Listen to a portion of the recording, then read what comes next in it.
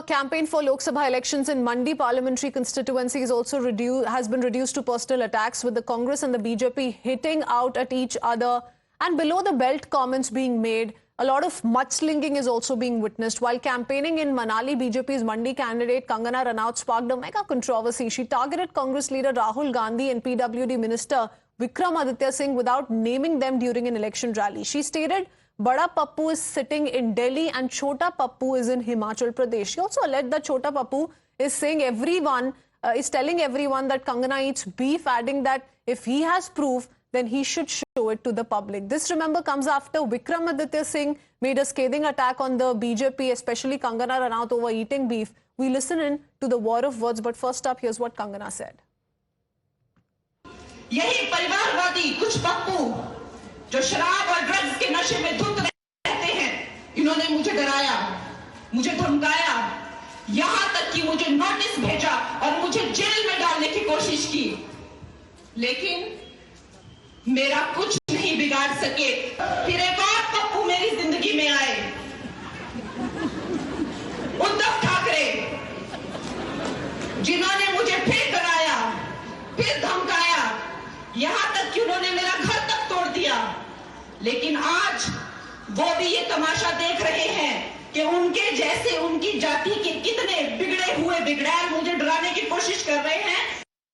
And reacting to Kangana Ranaut's Pappu remark, Vikramaditya Singh lashed out at the actor for using such language against him and also against Rahul Gandhi. Of course, was a veiled attack coming in from Kangana Ranaut, but Vikramaditya added that he bows before Kangana, as no one has ever used this kind of language in Dev Bhumi like Himachal.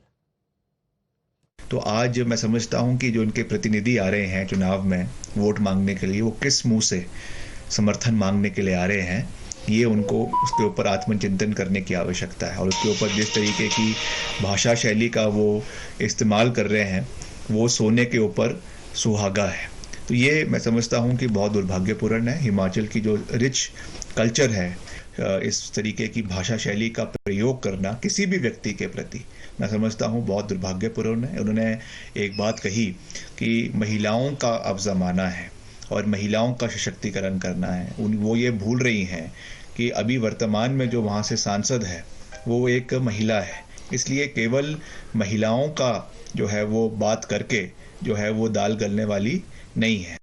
The BJP though has upped the ante against the opposition, saying Vikramaditya has been given the taste of his own medicine. Sena, UBT and Grand Old parties also hit back, asking Kangana to refrain from these kind of abuses and actually talk on real issues around the Mandi constituency.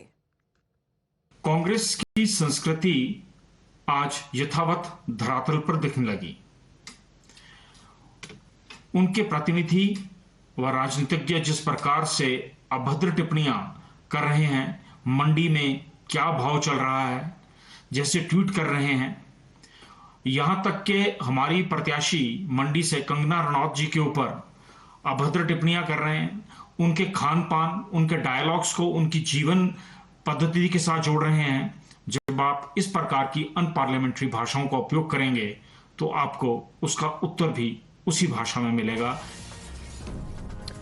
And after Kangana Ranaut, it's Smriti Irani who's mocked Rahul Gandhi. In fact, spoke of the 15 years that Amethi was with the Congress party and said Rahul Gandhi did not work for Amethi. Listen in. क्या भला है वहां पर जो यहाँ अमेठी से छिपा रहे हैं? आप सबने देखा होगा जिस दिन राहुल गांधी ने अपना नामांकन भरा, उन्होंने लिखकर घोषित कर दिया वायनाड मेरा परिवार है। वहां तक तो ठीक था। फिर कर्नाटक के एक नेता ने जाकर भाषण दे दिया कि राहुल गांधी से पूछा गया आप वायनाड से काहे लड़ रहे हैं? राहुल गांधी ने कहा वायनाड के लोग ज्यादा वफादार। फिर हम क्या हुआ? 15 साल निकम्मे सांसद को ढोया, जिसने काम नहीं किया, जीतने के बाद भी गायब रहा, और अब अमेठी की वफादारी पर ये तोहमत लगाते हैं। 15 साल निकम्मे सांसद ने कोई काम नहीं किया. The latest attack coming in from Smriti Irani Mohit. It's a veiled attack at Rahul Gandhi, but goes without saying that it's meant for Rahul Gandhi, and this comes after the remark made by Kangana Ranaut while she was campaigning in Mandi.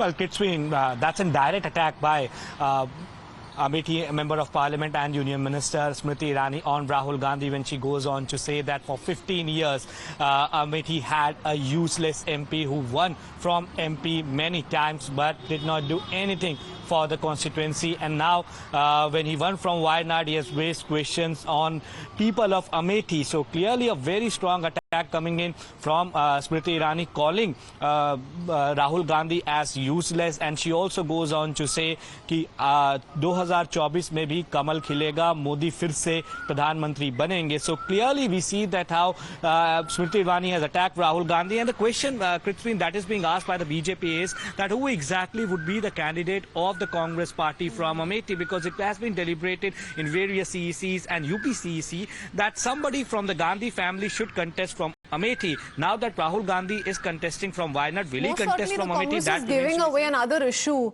to the BJP, which the BJP is using up its sleeve to hit out at the Congress, given the uncertainty around who's going to be the Congress candidate in Amethi. The campaign for Lok Sabha elections in Mandi parliamentary constituency has been reduced to personal attacks, with the Congress and the BJP hitting out at each other and below the belt comments being made. A lot of mudslinging is also being witnessed. While campaigning in Manali, BJP's Mandi candidate Kangana Ranaut sparked a mega controversy. She targeted Congress leader Rahul Gandhi and PWD minister Vikramaditya Singh without naming them during an election rally. She stated Bada Pappu is sitting in Delhi and Chota Pappu is in Himachal Pradesh. She also alleged that Chota Pappu is telling everyone that Kangana eats beef, adding that if he has proof, then he should show it to the public. This, remember, comes after Vikramaditya Singh made a scathing attack on the BJP, especially Kangana Ranaut, over eating beef. We listen in to the war of words, but first up, here's what Kangana said.